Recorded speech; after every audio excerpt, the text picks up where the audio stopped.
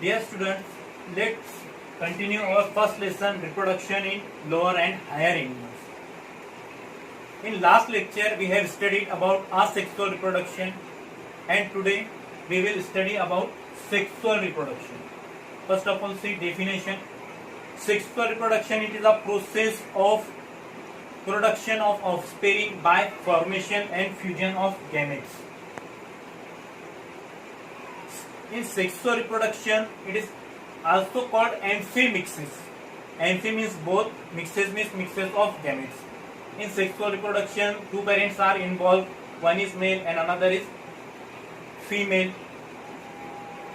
The organisms which are reproduced sexually shows great variations because of mixes of genetic material from their parents. ज्यादा वक्त ना करते हुए हम नेक्स्ट टॉपिक देखते हैं, ह्यूमन रिप्रोडक्शन.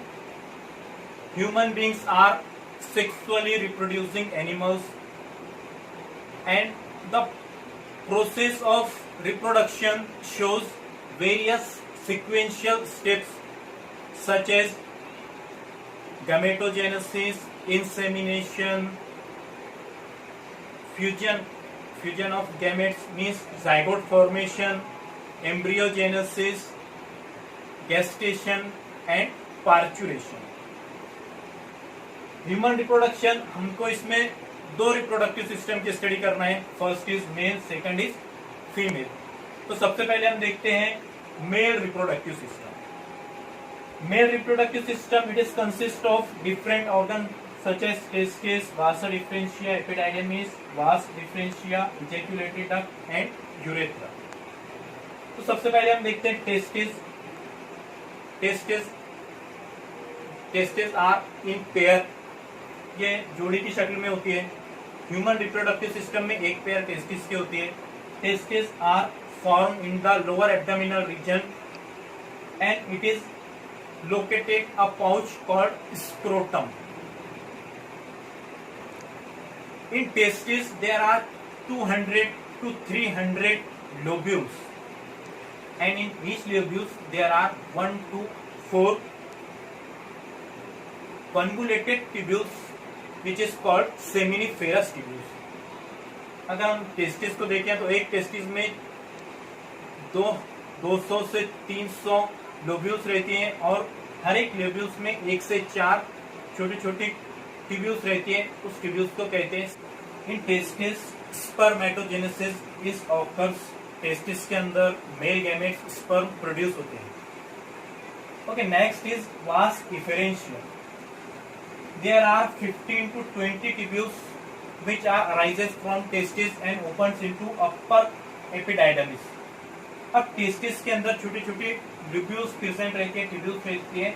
ये 15 से 20 होती है जो कि एपिडाइडमिस के अपर हिस्से में ओपन होती है.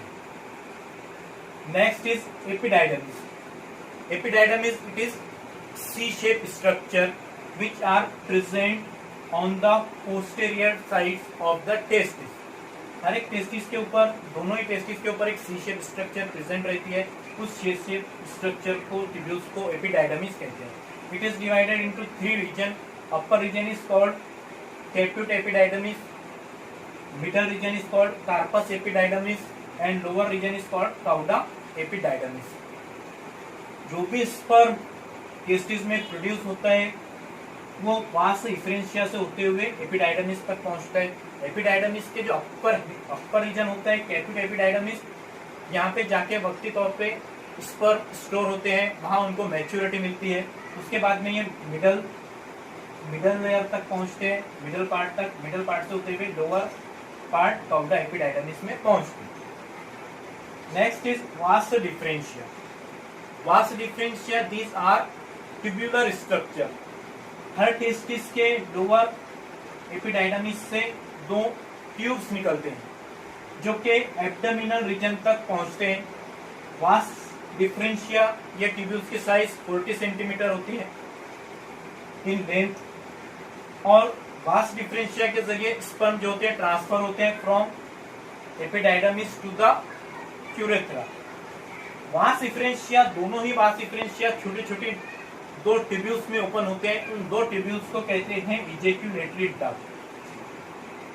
वास डिफरेंशिया का जो पोस्टीरियर पार्ट होता है, जो पोस्टीरियर छोटी ट्यूब्यूल्स रहती हैं, वो ट्यूब्यूल्स कहलाती हैं इजैक्यूलेटरी डक्ट। इनकी साइज होती है 2 centimetre in length, and these ejaculatory ducts are opened into the common tube called urethra. Urethra, it is the common and single tubes or tubular structure in which ejaculatory ducts are opened. But ejaculatory ducts are opened into the region of posterior glands. Urethra, it is the common tubes of male reproductive system, and in male it is small and in female urethra is large. तो ये था mail reproductive system, जो कि 6 organ पे depend करता है। अगले part में, अगले लेक्चर में हम देखेंगे फीमेल